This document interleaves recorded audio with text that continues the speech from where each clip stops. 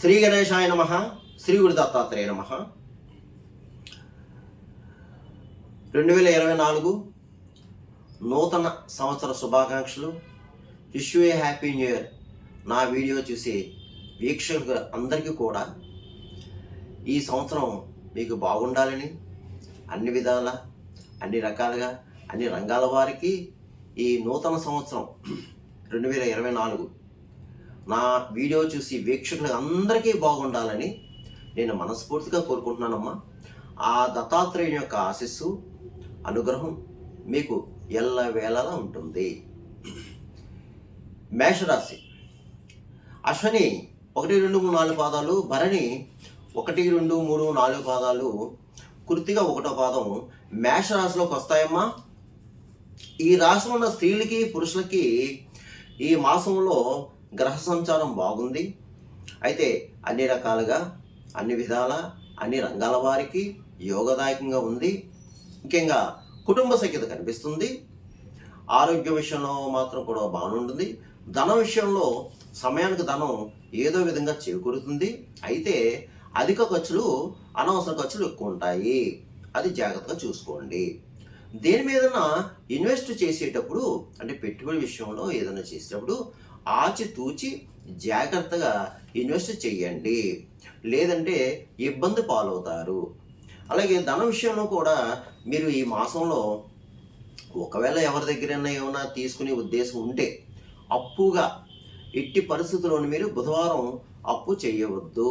బుధవారం అప్పు చేయవద్దు. బుధవారం అప్పు ఇవ్వవద్దు. అలాగే బుధవారం నగ తాకట్టు పెట్టవద్దు.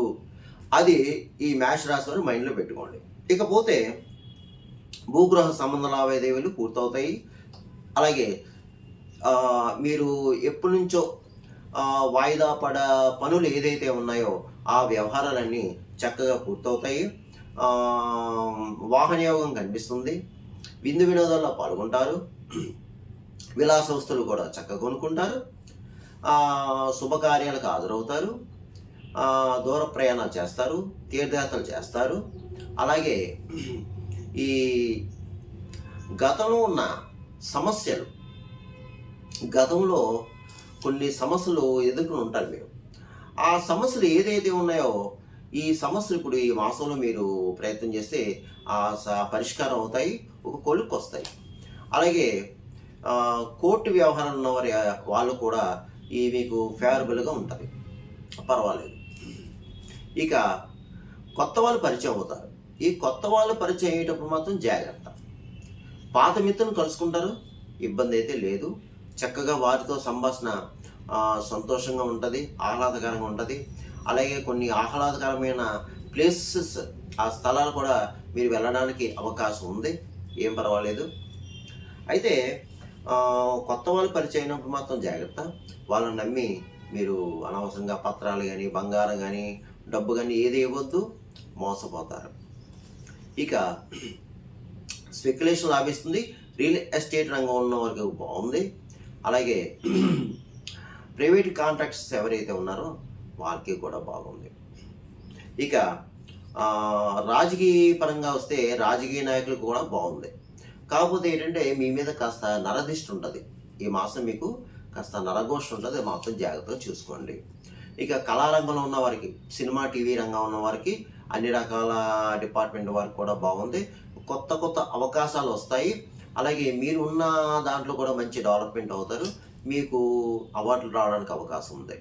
తర్వాత ఎవరు ఏ వృత్తిలో ఉన్నా సరే ఆ వృత్తిలో రాణింపు అనేది ఒకటి ఉంటుంది. మీ స్కిల్ బయటపడుతుంది. అంటే ఇప్పుడు అవకాశం ఏంటంటే మీకు మంచి చక్కటి అవకాశం, సువర్ణ అవకాశం. మీరు కొంచెం కష్టపడాలి. కష్టపడితే మీలో ఉన్న టాలెంట్ బయటపడుతుంది. దాన్ని బట్టి మంచి మంచి అవకాశాలు వస్తాయి. అవకాశాలను ఉపయోగించుకోండి. అయితే దీంట్లో కొంతమంది బద్ధకస్తులు ఏదో ఉన్నారు. ఆ బద్ధకస్తులు బద్ధకాన్ని విడనాడి చక్కగా మీరు ప్రయత్నం చేస్తే తప్పకుండా మీరు సక్సెస్ అవుతారమ్మా. ఎందుకంటే బాగున్నప్పుడు మన ప్రయత్నం ఎక్కువ చేసుకోవాలి. ఇంకా బాగోలేనప్పుడు మనం చేసేది ఏమీ లేదు ఏమో. అందు గురించి ఏంటంటే మీ అందరూ కూడా చక్కగా మీ ప్రయత్నాలు మాత్రం మానకుండా ప్రయత్నం చేసుకోండి. ఏది కూడా మానదు, ప్రయత్నం చేసుకోండి. ఇక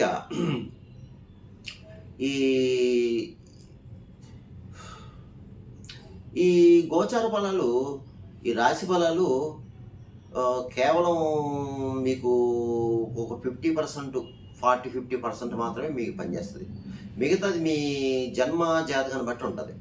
ఎందుకంటే నేను చెప్పి కొంతమంది జరగచ్చు, కొంతమంది జరగకపోవచ్చు. అది మాత్రం గుర్తుపెట్టుకోండి. ఎందుకంటే చాలామంది కాల్ చేస్తున్నారు, గురువుగారు మీరు చెప్పినవి జరిగినండి బాగున్నాయండి, మీరు చెప్పి పరిహారం బాగున్నాయని కొంతమంది, గురువుగారండి మీరు అసలు చెప్తున్నారు కానీ మాకు అవ్వట్లేదని కొంతమంది. ఎందుకంటే మీ యొక్క జన్మజాతక పరిస్థితులు, మీ మీ యొక్క పొజిషను, గ్రహాలు ఉన్న పరిస్థితి ఏంటో నాకు తెలియదు కదా.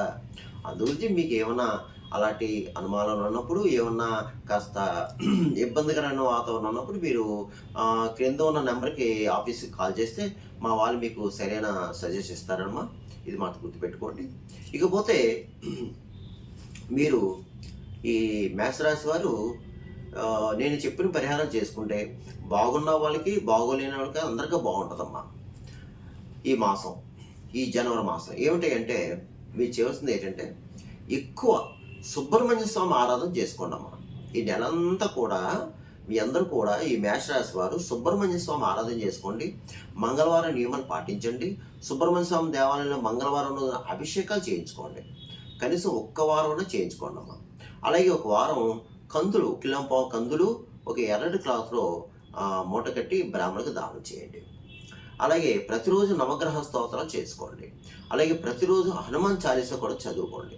అలాగే మంగళవారం, శనివారం మీరు ఏం చేయాలంటే ఉన్నప్పుడు వారి యొక్క దేవాలయం వెళ్ళి 5 ప్రదర్శన చేయండి. అక్కడ కూర్చుని చక్కగా హనుమాన్ చాలీసా చదువు ఏమా. పోతే ఒకసారి మీరు ఒక మంగళవారం మాత్రం ఒక 5 కానీ 11 కానీ దానిమ్మ పళ్ళు ఆంజనేయ స్వామికి నివేదన చేసి అక్కడున్న భక్తులకు పంచండి. రైట్. ఇకపోతే గోవుకి ఆహారం తినిపించండి. గోవుకి పచ్చగడ్డి తినిపించండి.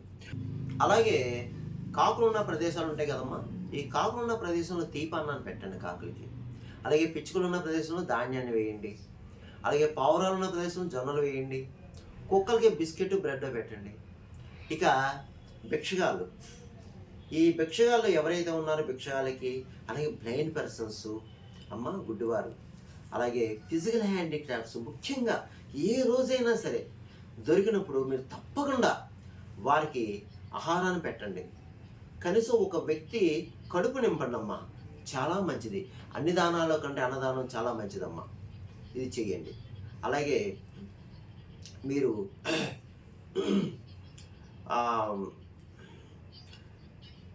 ఎక్కడైనా అన్నదానం జరుగుతుంటే, ఎక్కడైనా సరే ఇప్పుడు ఈ రోజుల్లో ప్రతి చోట విలేజ్లో కానీ, టౌన్లో కానీ, సిటీలో కానీ అన్నదానం జరుగుతాయమ్మా. అన్నదానంలో పాల్గొనండి. అన్నదాన నిమిత్తం ఎంతో కొంత సమర్పించండి. అన్ని దానాలకల్లా అన్నదానం చాలా మంచిది, చాలా మంచిది, చాలా మంచిది. ఇది మాత్రం చేయండి. అలాగే మీరు ఈ నవగ్రహ శ్లోకాలు ఉంటాయి, నవగ్రహ స్తోత్రాలు ప్రతిరోజు కూడా స్మరించుకోండి. అలాగే ప్రతిరోజు కూడా మీరు కాలభైరవాష్టకం చదువుకోండి.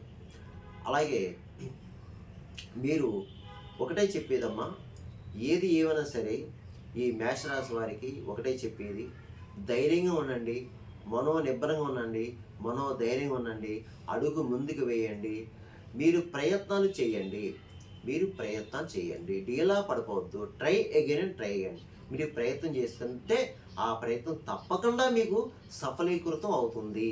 మీ మీద మీరు నమ్మకం పెట్టుకోండి. ఏవి కంగారు పడాల్సిన పని అయితే లేదు ఈ మేషరాశి వారు.